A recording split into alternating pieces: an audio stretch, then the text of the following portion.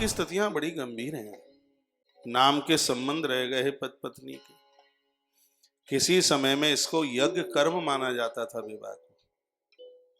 कन्यादान करके अपने जीवन की यात्रा पूरी करता था एक पुरुष, एक स्त्री। आज की स्थितियां बहुत ज्यादा गंभीर हैं।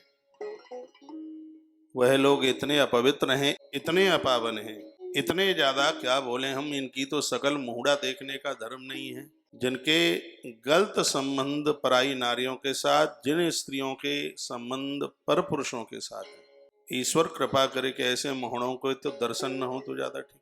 उसी बात को ग्रंथकार ने वर्णन किया। क्या कहा? कांताभियोग सुजनापमानो।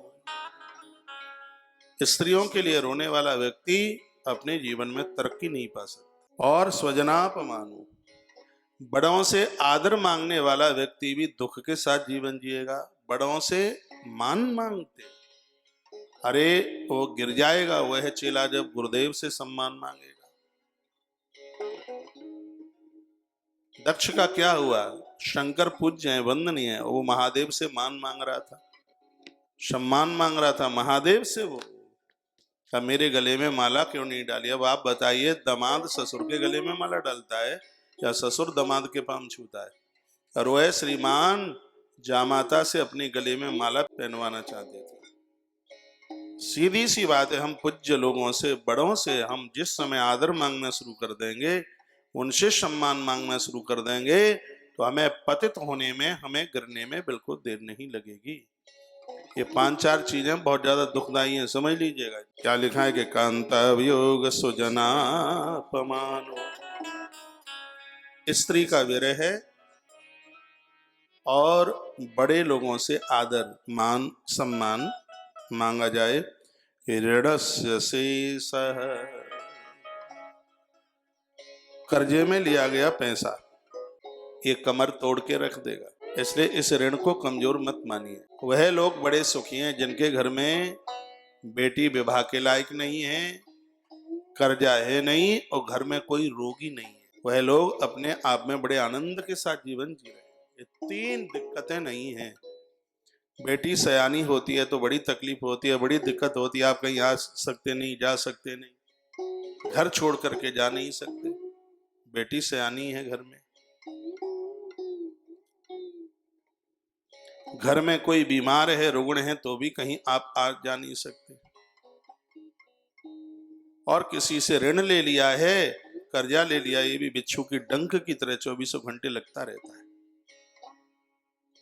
उसी बात को ग्रंथकार ने कहा है, कर्ज से बंधा हुआ व्यक्ति, बड़ों से चाहने वाला आदर और स्त्रियों के लिए रोने वाला वह कामी पुरुष, उनके लिए हर क्षण हर पल दुख ही दुख है। और क्या कहा? दुष्ट लोगों की सेवा है। दुष्ट लोगों के यहाँ नौकरी करना, घृणित लोगों के यहाँ नौकरी करना, भूखे रह लेना जीवन भर, लेकिन गिरे हुए पतित आचरणहीन लोगों के यहाँ कभी नौकरी मत करना। किसी के धामे में निवेदन कर रहा था, एक बार के लिए सैलरी भले ही कम मिल जाए, लेकिन जहाँ सकून मिलता है, शांति मिलती है, भगवान का स्मरण होता है, परहित परमार्थ का काम होता है, वहां कम भी मिल जाए तो भी गुजारा हो जाएगा, क्योंकि वहां आपको सकून मिलेगा, मन को शांति मिलेगी। ऐसी जगह है मिले। लेकिन जहां लोगों को काटा पीटा जाता है, पैसा तो ज्यादा मिल जाएगा लेकिन वहां मन को शांति नहीं मिलेगी, तो ये दुखदाई है।